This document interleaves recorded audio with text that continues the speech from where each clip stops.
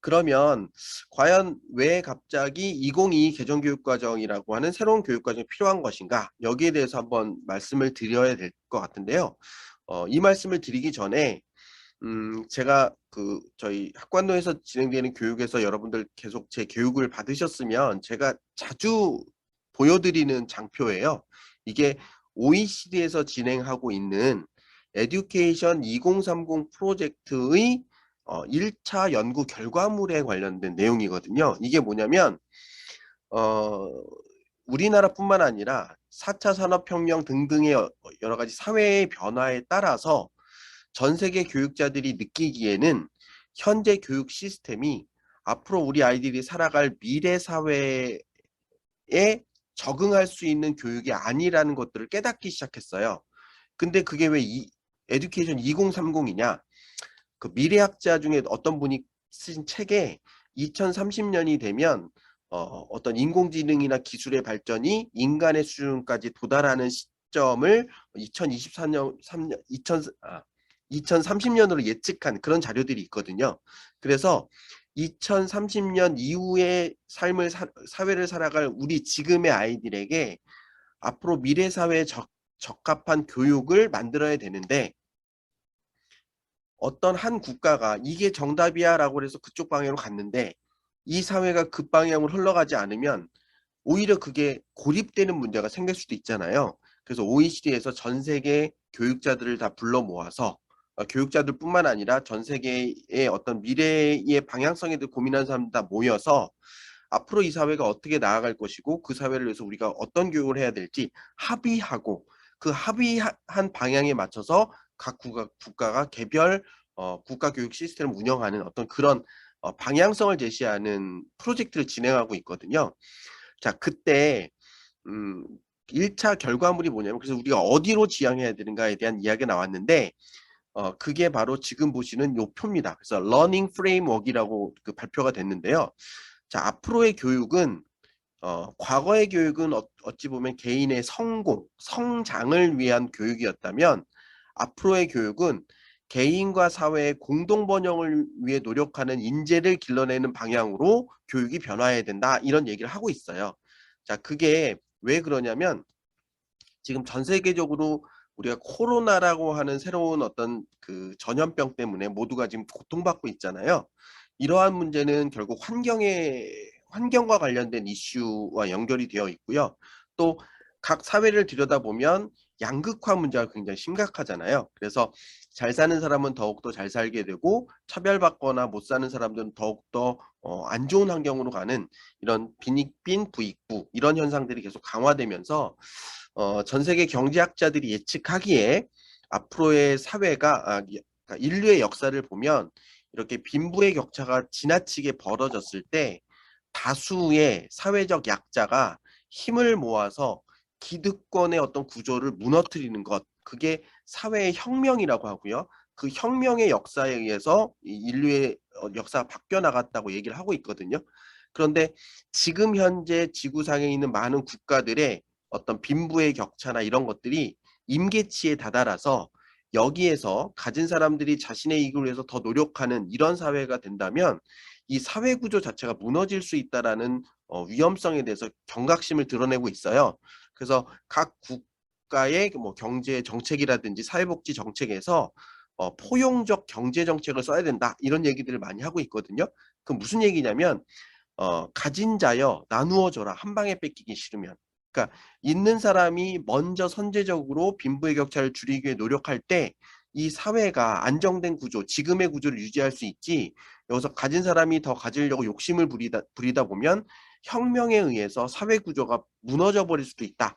이런 경고를 하고 있는 거예요. 그래서 교육에서도 이런 기술의 변화, 과거에는 인간의 어떤 사고에 의해서 만들어진 것을 육체적인 어떤 불편함을 기계로 해소했던 그런 사회에서 이제는 인공지능이라고 하는 것들이 인간의 사고의 영역까지도 넘나들 수 있는 그런 사회의 변화와 더불어 어떤 환경의 변화, 사회 구조적인 문제 등등을 통해서 나 혼자 잘 먹고 잘 사는 아이를 기르는 교육이 아니라 나와 사회의 공동 번영을 위해 노력하는 인재를 길러내야만 한다.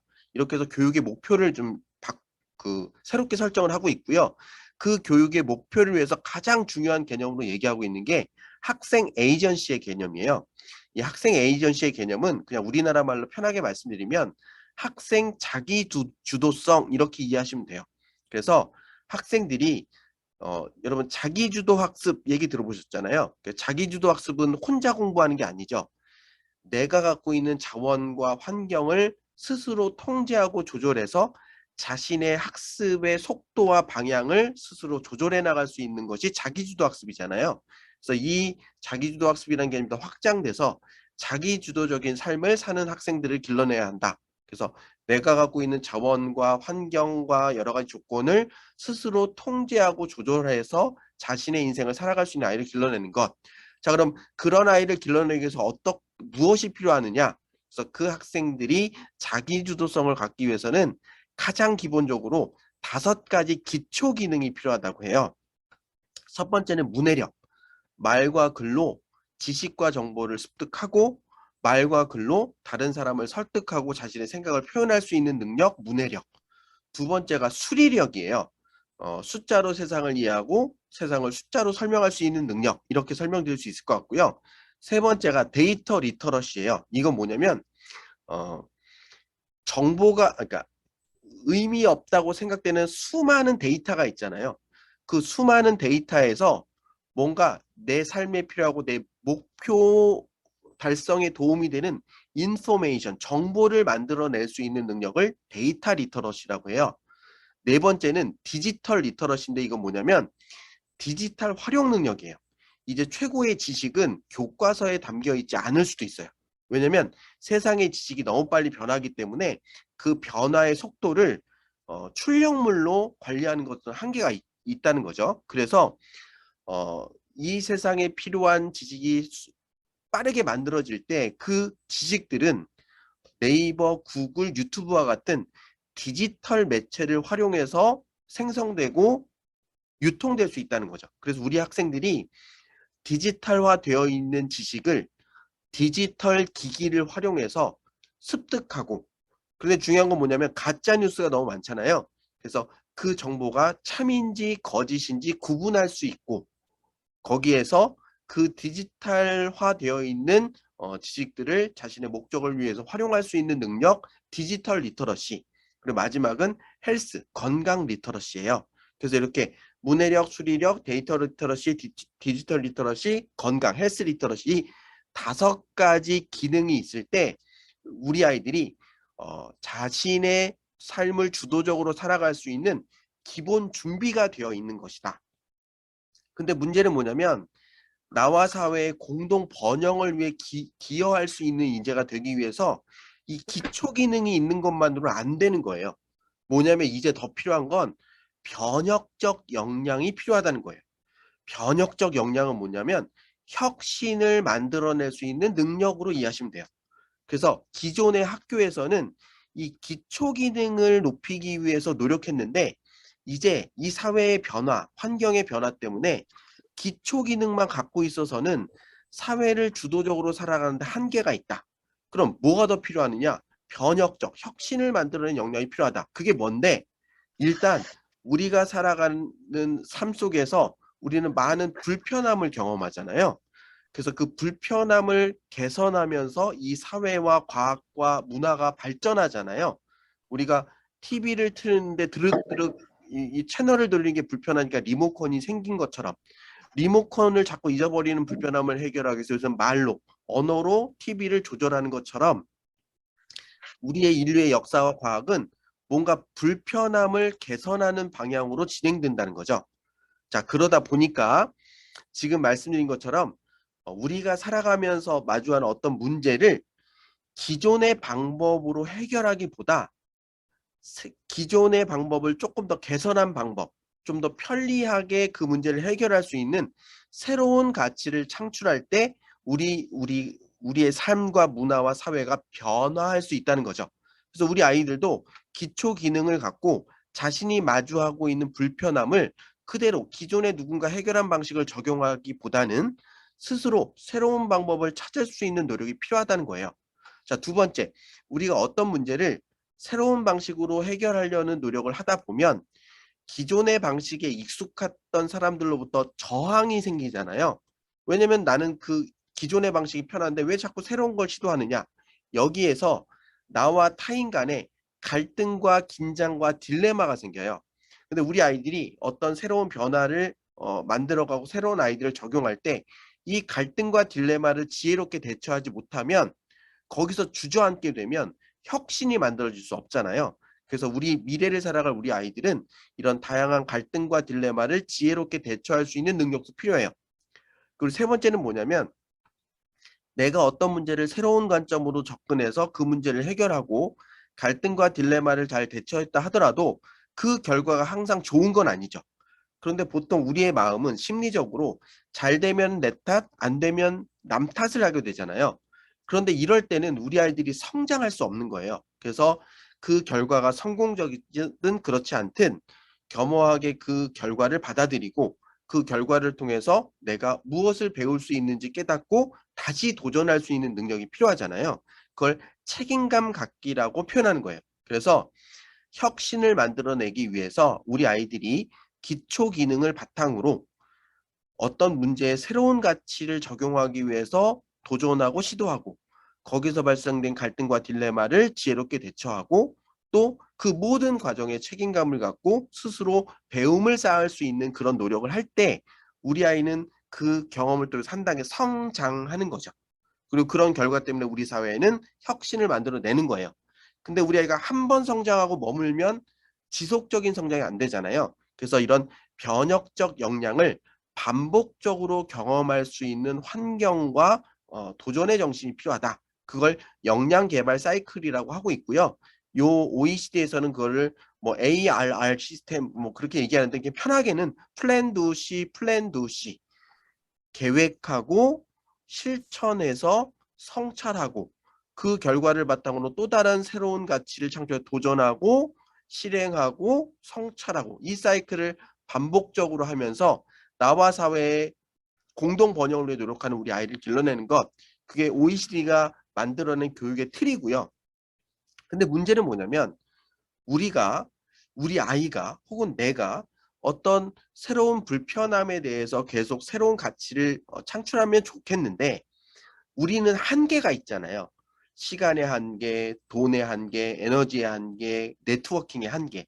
그렇기 때문에 세상의 모든 영역을 다 해결하겠다. 이거는 좀 과욕이죠. 그래서 우리 아이들이 어떤 방향의 문제를 조금 더 집중적으로 전문적으로 해결할지 그 방향성을 정할 필요가 있다라는 거예요. 그래서 우리 아이들이 의학이다 혹은 언론이다 미디어다 혹은 뭐 스포츠다 교육이다 여러 가지 어떤 자신의 방향성을 세팅하면 그 방향성에 맞는 지식이 필요하고 그 지식을 실제로 적용할 수 있는 스킬이 필요하고 그 해결하는 과정에서 타인과 함께 협업하고 더불어 살 수 있는 태도와 가치라는 그 영역의 역량이 필요하다는 거예요. 그래서 우리 아이들이 다시 한번 정리하면 자신의 삶을 스스로 통제하고 조절하는 아이가 되기 위해서는 5가지 기초 기능이 필요하고요. 이 기초 범용적인 기초 기능을 갖춘 상태에서 내가 어느 방향으로 나아갈지 방향을 정하고 그 방향에 적합한 지식을 더 많이 쌓고 그 영역과 관련된 스킬, 기술들을 많이 축적하고 그리고 그 내 일과 관련된 다양한 네트워킹, 사람들과 함께 협업할 수 있는 태도와 가치를 올바르게 형성한 다음에 그 역량을 갖고 그 분야의 기존의 문제를 새롭게 해결할 수 있는 변혁적 역량을 반복적으로 진행하면서 이 사회와 자신의 번영을 위해 노력하는 인재를 길러내자. 이게 바로 OECD가 지향하는 교육의 큰 틀이고요. 이 방향성에 맞춰서 각국의 교육이 혹은 각 학교가 각 교육기관이 미래 교육을 빨리 신속하게 진행해야 된다라는 방향성을 제시한 거예요. 자, 제가 이거 말씀드리는데 10분 넘게 썼는데요. 왜 그러냐면 이 내용이 우리 2022 개정교육과정에 상당히 많이 그대로 반영돼 있습니다. 그래서 이번 2022 개정교육과정의 추진 배경을 보시면요. 예측할 수 없는 변화의 시대가 다가오고 있다라고 얘기하고 있는 거예요. 앞서 말씀드린 것처럼 기술의 변화, 환경의 변화, 그리고 사회 구조의 변화. 그래서 대한민국도 그런 예측 불가능한 사회에 대응하기 위해서 10대 중장기 국가 의제를 만들어서 앞서 말씀드린 뭐 기술의 혁신, 그다음에 지금 대한민국에서는 저출산 고령화 문제, 뭐 코로나를 포함한 어떤 환경의 변화, 사회 양극화의 해소 이런 등등의 문제를 먼저 사전에 중요 과제를 설정해 놓고 그 과제를 어떻게 해결할 것인지에 대해서 끊임없이 고민하고 노력하고 대처해 나가겠다라는 방향성을 세팅했고 이 방향성에 맞춰서 국가교육과정도 바뀌어야 된다는 얘기를 하고 있는 거고요. 그와 더불어 우리나라 같은 경우 좀 특수하게 지금 신생아 수가 굉장히 적잖아요. 그러다 보니까 지금 어제 뉴스인가요? 보다 보니까 국민연금이 2050년인가 되면 아예 고갈돼서 마이너스로 된다라는 뉴스를 살펴봤는데 점점 이 사회 발전을 위해서 노력하고 고원해야 될 인력이 부족한 거죠. 그래서 과거 60만, 뭐 100만 이렇게 태어났던 시대에는 한 10% 정도가 뭔가 결손이 나더라도 그 결손을 나머지 한뭐 50만이라고 하면 45만의 인구가 대충 커버할 수 있었는데 지금은 30만 혹은 뭐 올해 같은 경우 30만 밑으로 떨어질 수 있다 이런 예측이 나오고 있는 상황에서 10%라고 하는 3만도 굉장히 큰 문제라는 거죠. 그래서 모든 인재가 사회 각 요소에 진출해서 자신의 역할을 할 수 있는 교육이 만들어져야 된다.